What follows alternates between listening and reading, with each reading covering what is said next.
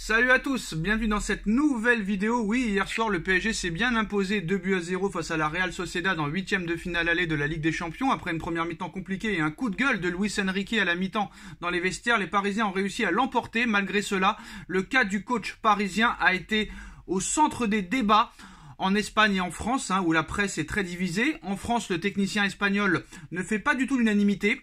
Sur le plateau du Canal Champions Club, Laure Boulot a donné son avis sur Luis Enrique. Dans la relation humaine, Diego Simeone est plus sympathique que Luis Enrique. Il est à la limite du manque de respect envers ceux qui lui posent des questions. Ça me met mal à l'aise, car je n'ai pas l'impression qu'il soit méchant. Il a du mal à gérer sa nervosité, si ce n'est par moments. Donc le coach du Paris Saint-Germain a en revanche été défendu par David Ginola et Samir Nasri. Les deux consultants apprécient sa personnalité franche.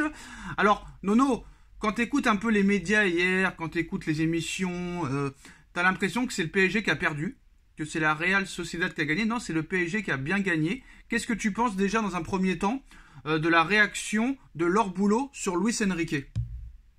Eh ben Laure Boulot parle de ballon. Qu'est-ce que tu vas comparer Enrique avec Simeone? Qu'est-ce que ça a à voir? Et d'ailleurs, je voudrais savoir d'où elle sait que Simeone est plus gentil qu'Enrique. Première chose. Deuxième chose, ce que j'ai à dire, la faiblesse des consultants médias, mais c'est pire en pire, à part nous dire Mbappé homme du match alors que c'est Dembélé. Donc lui, Mbappé, il a gagné. Quoi qu'il arrive, ça sera l'homme du match. Quoi qu'il arrive, c'est l'homme du match. Coupe du Monde, Messi, non, c'est Mbappé l'homme du match. Même quand il est mauvais, il est bon. Et ça devient insupportable. Quant à Mademoiselle Boulot, ou Madame Boulot, pardon, eh ben je lui dis d'où vous sortez encore ça? D'où est-ce que vous connaissez d'abord Simeone pour savoir s'il est gentil? Et Enrique répond comme il veut, tout simplement. Alors Diego Simeone, elle le connaît parce qu'elle l'a déjà interviewé. Et je pense qu'elle devrait parler plus ballon que la personnalité de Luis Enrique. Eh ben, t'as raison, Sacha. Maintenant, c'est ça le problème. On parle plus de ballon, on parle que de personnalité, on parle que du buzz, on parle que du clash qui peut advenir. Ça devient insupportable. Eh ben, il y a eu d'autres clashs hier soir. Nono, déjà, hier soir, Samir Nasri s'est assis dans son fauteuil de consultant du Canal Champions Club pour suivre et analyser la rencontre entre Paris et la Real Sociedad. Malgré la victoire 2-0 du Paris Saint-Germain, l'ancien joueur de Marseille, Arsenal et Manchester City n'a pas été emballé par ce qu'il a vu. Ce que je ne comprends pas, moi, c'est qu'on est au mois de février et que Luis Enrique, sa philosophie, c'est d'avoir beaucoup plus de maîtrise de balle. Au mois de février, contre une équipe qui effectue un pressing pendant 45 minutes assez haut, le PSG n'a pas de solution et il faut que l'entraîneur leur tire les oreilles un petit peu à la mi-temps pour qu'ils puissent rectifier le tir. Face au Real Madrid ou à Manchester City, ça ne passera pas. Face au Bayern, peut-être. Le message est passé, c'est ce qu'on a dit hier. Eh ben exactement, c'est ce qu'on a dit hier. On n'attend pas après eux pour remarquer ce qui s'est passé hier. Comme je l'ai dit moi, Enrique a complètement tourné sa veste hier. Moi, qu'on vienne pas me dire qu'hier c'était un jeu de possession. Hier c'était un jeu de verticalité. On balance le ballon, on va vite devant. Eh ben, je pensais jamais qu'Enrique ferait ça. Bah moi, Nono, c'est rare, c'est rare que je défende un coach du Paris Saint-Germain. J'ai fracassé Galtier, j'ai explosé Pochettino, j'ai humilié Thomas Tuchel à juste titre. Là, je vais pas défendre Enrique. Je vais pas défendre Enrique parce que tout le monde sait que Beraldo n'avait rien à faire latéral gauche et qu'il aurait fallu mettre Mukiele. Ou même peut-être Hernandez, parce qu'apparemment Nono Hernandez n'avait rien du tout. C'est lui-même qui l'a dit, Enrique, il n'avait pas de problème physique, pas de problème musculaire, il était apte. Donc là, je ne sais pas à quoi jouer Luis Enrique pour mettre Beraldo à gauche, Lucas Hernandez. Est-ce qu'il y avait un carton jaune de la part de Lucas Hernandez? On ne sait pas. Mais mettre Beraldo à gauche, déjà c'est suicidaire, parce que déjà c'est pas son poste.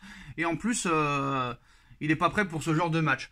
Après, tout le monde savait aussi qu'il fallait mettre Ugarte au milieu de terrain à la place de Ruiz.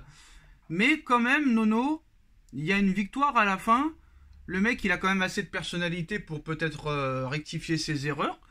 À un moment donné aussi, les autres clubs, ils ont eu du mal aussi. Donc à un moment donné, des fois, il faut se contenter de ce qu'on a. C'est vrai que Paris aurait dû continuer à jouer, continuer à attaquer, continuer à presser. Mais à un moment donné aussi, Nono, il faut être content de la victoire. des fois, à un moment donné, oui, d'accord, il a fait des erreurs. Mais à un moment donné, il faut parler aussi de la réaction qu'a eu le Paris Saint-Germain. Ah bah ça a été un PSG à réaction. Voilà. Hein, parce que comme je te dis moi, fin de première mi-temps, j'aurais jamais mis une piécette que le PSG gagne 2-0. Hein, pour moi, c'était plus que mal barré. Donc un PSG à réaction, réaction, réaction. Maintenant, je veux confirmer ce que tu as dit. Beaucoup de bizarreries dans la composition d'équipe. Beraldo, on lui tombe tous dessus. Ok, il n'est pas bon. Ben, c'est pas son poste. Il faut quand même être indulgence. C'est un central de formation. Alors, on va essayer... Alors, je finis, je te laisse parler. Hernandez, point d'interrogation. Il n'était pas blessé, il joue pas. Ben voilà, des fois, il y a certains choix de coach que je comprends pas. Alors, même quand les choses tournent bien sur le terrain pour Paris, cela peut déraper en coulisses. Hier soir, Paris a su s'imposer 2-0 face à la Real Sociedad après avoir tremblé en première période. Et pour le journaliste de RMC Daniel Riolo, le cas Marquinhos a encore posé problème. On a connu le journaliste plus inspiré dans ses attaques puisque le défenseur brésilien... Bon, de là à dire, parce que la presse dit que Marquinhos a été impeccable hier. Non, j'irai pas jusque-là, faut arrêter le politiquement correct. Il n'a pas été impeccable. Il a fait le boulot, mais il n'a pas été impeccable dans ses interventions. Il a été moyen bon, j'ai envie de te dire. Alors, ce qui ne l'a pas empêché de déclarer, monsieur Riolo, il y a un vrai problème Marquinhos en Ligue des Champions. Il joue, il a du caca sur les cuisses, il flippe. Honnêtement, je ne sais pas. Il a toujours l'air d'être apeuré dans ses prises de balles. L'expérience qu'il a, c'est une expérience de loser.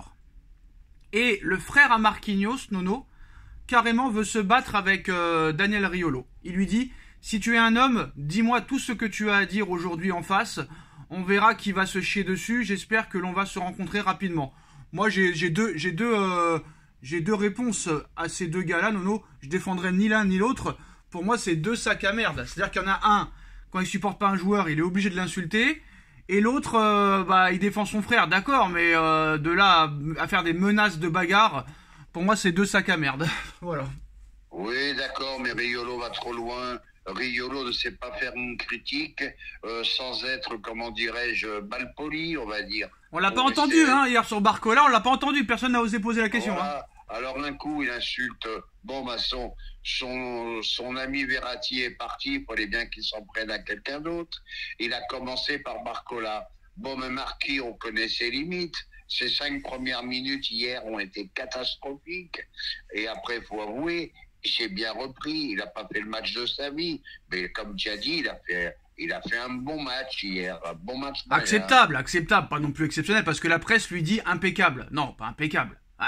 Non, normal. Pas jusqu'à là, mais un bon match. Correct, un match correct. Il a fait le boulot, Il a fait le boulot, mais l'autre à te dire le caca, le machin, le truc. Tu sais que je suis même surpris que Riolo s'est pas pris une tarte dans la gueule depuis longtemps, hein. Il est protégé, Nono. Maintenant, il est chez RMC. Il est avec Estelle Denis. Il est avec Hanouna. Donc maintenant, il y a des pitbulls autour de lui. Hein. Il y a les sbires. Ouais, parce que là, il va trop loin. Trop loin, le mec. Après, des fois, il dit des vérités, mais des fois, il va un peu trop loin dans les propos. Bon, après, voilà, c'est pas non plus méchant ce qu'il a dit. Bon, après, c'est des mecs qui sont pères de famille et tout. Après, c'est pas non plus méchant. C'est pas non plus méchant. Faut arrêter, ça va. C'est pas non plus méchant. Il faut qu'il se calme, le frère à Marquinhos. Calme-toi. Voilà. Voilà les dernières infos. Donc, non, Paris a bien gagné hier, 2-0. Donc, ça peut ressembler à une défaite, mais non. Il y a victoire 2-0. Je sais pas, moi, j'ai... Peut-être que même si Enrique fait n'importe quoi, contrairement aux autres, j'ai l'impression qu'il sait ce qu'il fait. Je ne sais pas, Nono. Peut-être que je me trompe, peut-être qu'au match retour, on va prendre un 4-1, on va rien comprendre. On va reparler plus de Enrique sur une autre vidéo. Dites-nous en commentaire ce que vous pensez des réactions de la presse envers Luis Enrique. On like, on partage, on commente, on s'abonne. Le clash entre le frère à Marquinhos et Daniel Riolo. Et on se retrouve très vite pour une nouvelle vidéo. Tchuss.